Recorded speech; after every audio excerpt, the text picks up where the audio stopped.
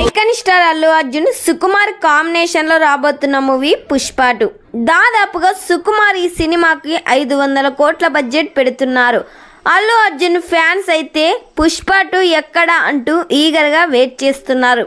Allu Arjun smuggling Pushpa 2లో మరో లెవెల్లో ఉండబోతుందని ట్రైలర్ చూశాక అందరికీ క్లారిటీ వచ్చేసింది.